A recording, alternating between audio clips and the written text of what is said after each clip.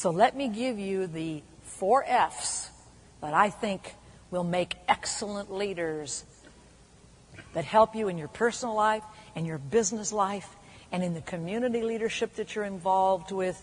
The 4 F's of excellent leadership in the 21st century.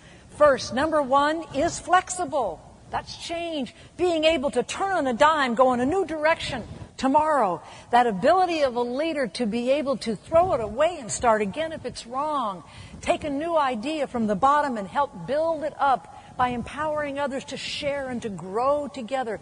That flexibility of not getting stuck in how it used to be done, how we used to do it, how we've always done it. That doesn't work anymore. We have to be flexible. In my 50-plus years on this planet, I've gone through a lot of change in my life. I've gone from poverty and lack to abundance and great comfort. I've gone from death's door, serious illness, to health and vitality. I've gone from broken relationships and dreams to happiness and lifetime goals. And I have gone from that bitterness of failure to that sweetness of success. And I have learned from others, and I have found out through my own gifts that God's given me in these times of challenge is one thing, under change, under flexibility is this. Ladies and gentlemen, we must always expect to succeed. Expecting to succeed. Say yes. Come on, team. Get together. We'll do it. Come on. Husband, wife, child, mother, father, friend. Come on. Let's pull together. We'll make it work. This is a tough time, but we'll do it together. And in the good times saying, yes, let's keep it going, expecting to succeed. I don't know about you, but children in our area where we live in the San Francisco Bay Area, they still sell lemonade and cookies in the summertime out in the front of their house. And I love to watch these little entrepreneurs. I always buy. I want to encourage them. And this summer, I went out in front and I saw my little neighbor kids. They were selling cookies and lemonade. And I don't know about you, but inflation has hit. Cookies are now 50 cents and a little thing of lemonade is $1. But I bought anyway. Well, here, example about expecting to succeed. A little girl goes out in front of her house. She's got a sign on the front of a table. And there she stands, cheeks a scrub, bows in her hair, cute little dress. And she's standing there. And on that sign it says, dog for sale, $1,000.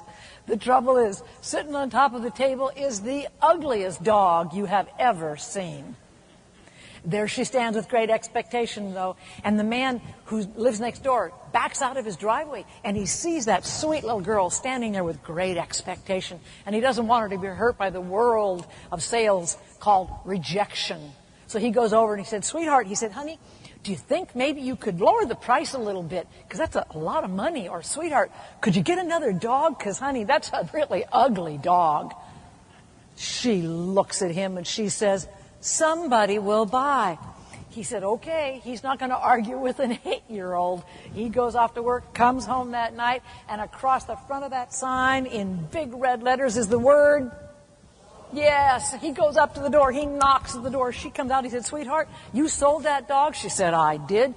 He said, you got $1,000? She said, I got more than $1,000. I got $1.59 in cash and 2 $500 cats.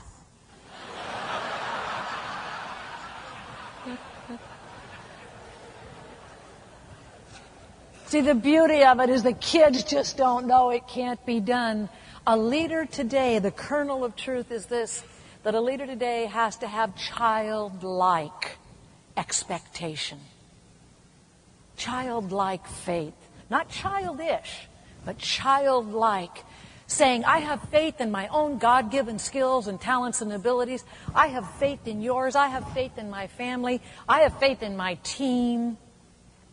Because you see, to expect to succeed uplifts everybody. It encourages everyone.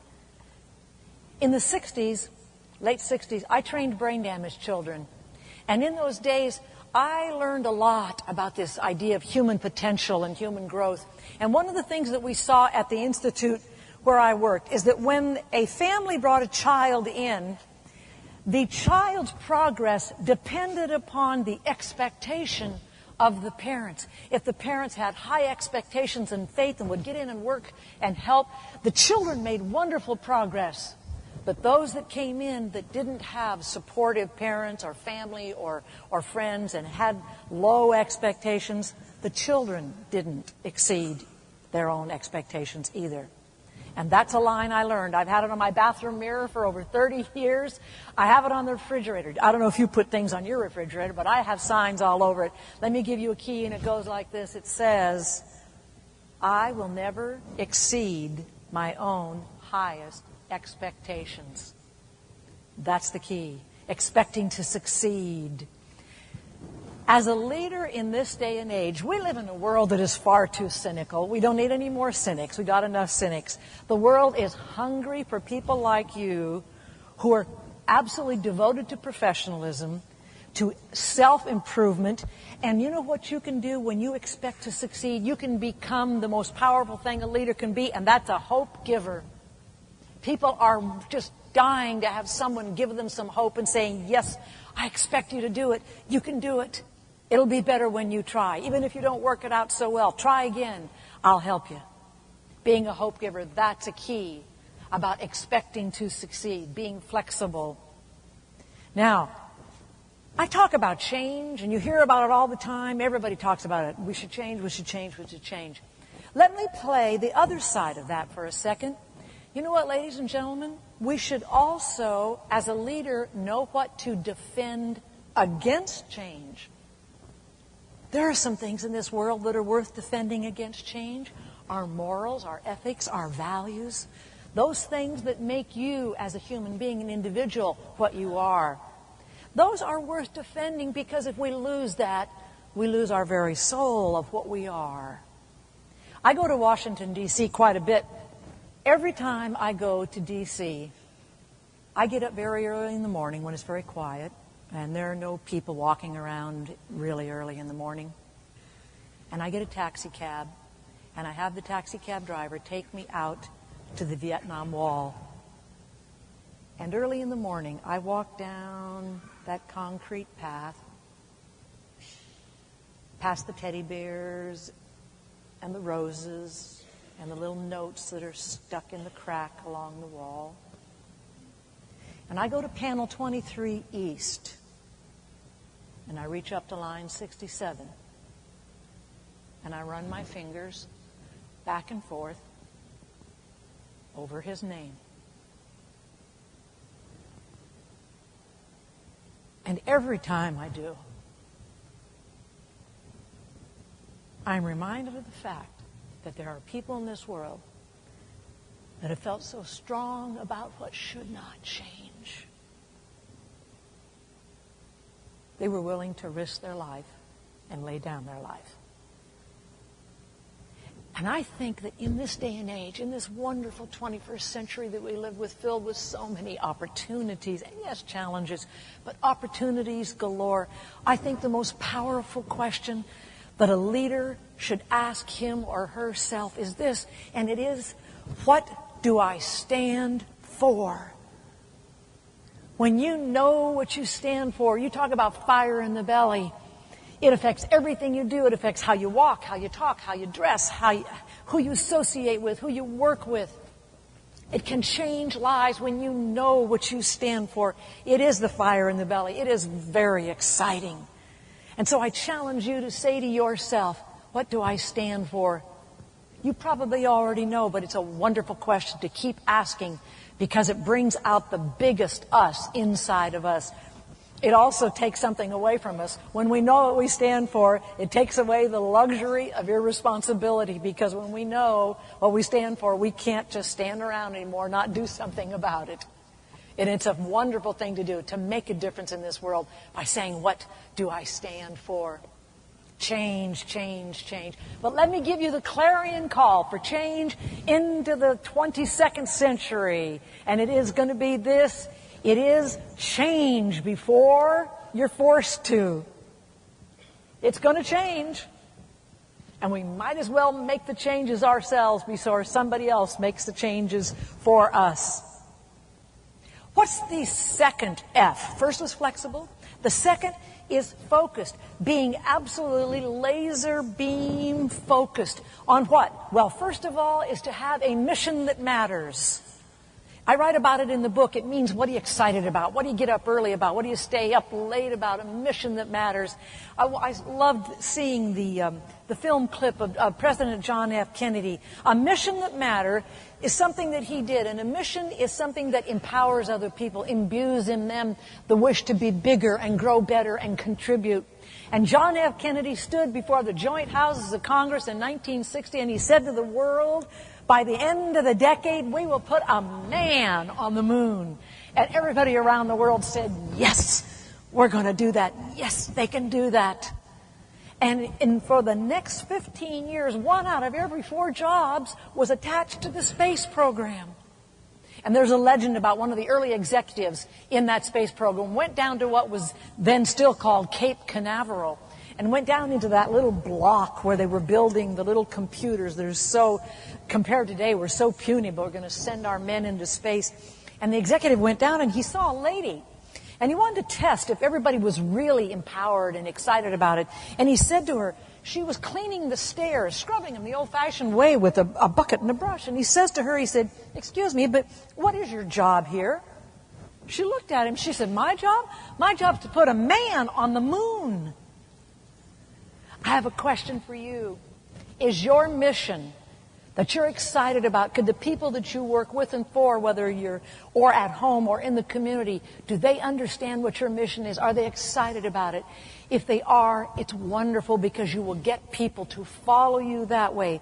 A mission that matters. You see, one of the big differences between management and leadership, we all need managers. We need good managers. But management is the how-to. Leadership is the why. And when you have a mission that matters, you know what you stand for. That's the why of it all. Making people understand that they're valuable, that they make a difference. It's a very exciting thing to be able to do. Being focused. Focused just about a mission that matters, but also being focused on this. It is a quote that I have in the book I wrote, and some of you may see it. And it says this, that we lead first by example. Everything we say, everything we do sends a message, sets a tone, or teaches people what to do or what not to do. Everything. When you say you're going to be a leader, oh boy, do they put you under the microscope and they watch. My oldest son, Mike, had our first grandchild, Mike Jr., and we call him MJ.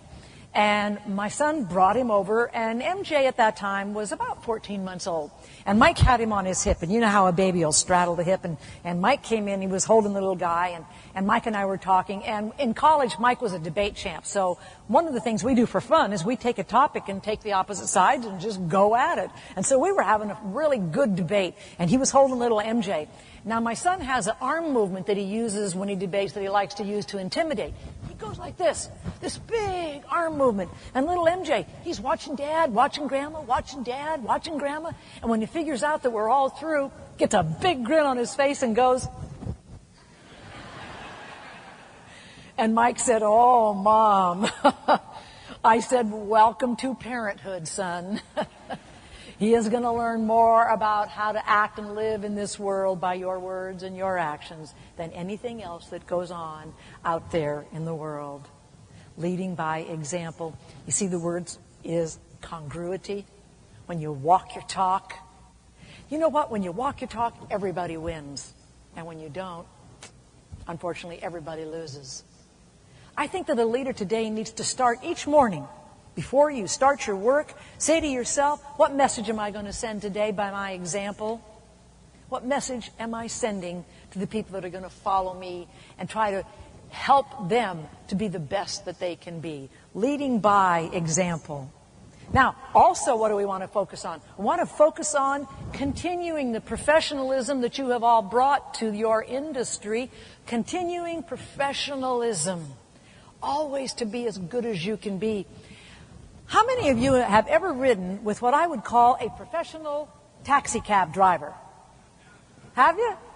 I'll tell you, in my city where I live, San Francisco, Everything is built up. As you probably know, there's no real estate. Nothing is built out. It's built up. And our front door is 56 steps from the street.